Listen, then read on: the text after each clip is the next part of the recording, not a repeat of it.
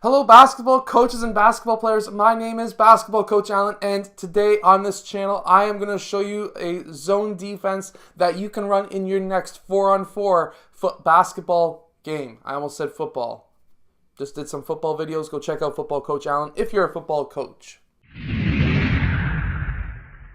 So hello everyone, my name is Basketball Coach Allen, and on this channel, if you're new, I show you basketball plays, drills, and skills. So if you like that stuff, hit that like button and subscribe. But anyways, today I'm going to show you a zone defense that you can run in your next 4-on-4 basketball game. So let's get down to the clipboard and let's check out this zone defense. Okay, so here we have 4-on-4 basketball, and basically blue is offense, red is defense, and what we are going to have here is I'm going to show you two different types of zones that you can run on 4-on-4 basketball. So here we have the triangle. Whoops, that's not a triangle. That's like a oddly shaped square. A triangle and one.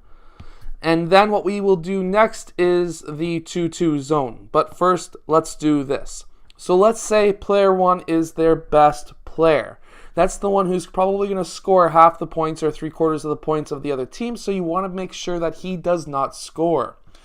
So what we're going to have is, just like how you would run a box and one in normal basketball, 5-on-5 basketball, we're going to run a triangle and one.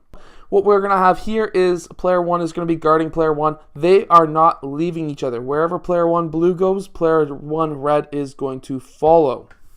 If player one passes over to player two, that's totally fine. Player two red is going to pop over, and player four is going to pop up. How I like to run this defense is this is player 2's zone, this is player 3's zone, and this is player 4's zone.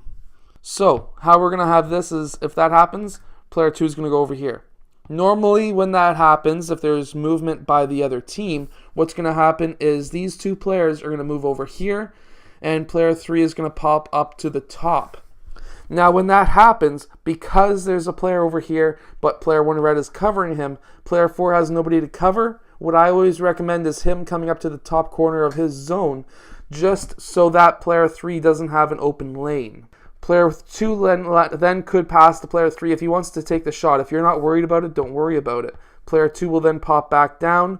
Player 4 will then cover the middle of the key. That way, if there's any cuts by player 2, player 4 is able to cut that off. For a player in the post, what's going to happen is player 2, if they're in this kind of formation, player 2 would then be covering player 2 blue out there. Player 4 would be covering his top corner of his zone, which would be around where the free throw line is, where you take free throw shots. The reason for this, player 3 should be able to guard player 4 because obviously he would be a big player if he's down in the post.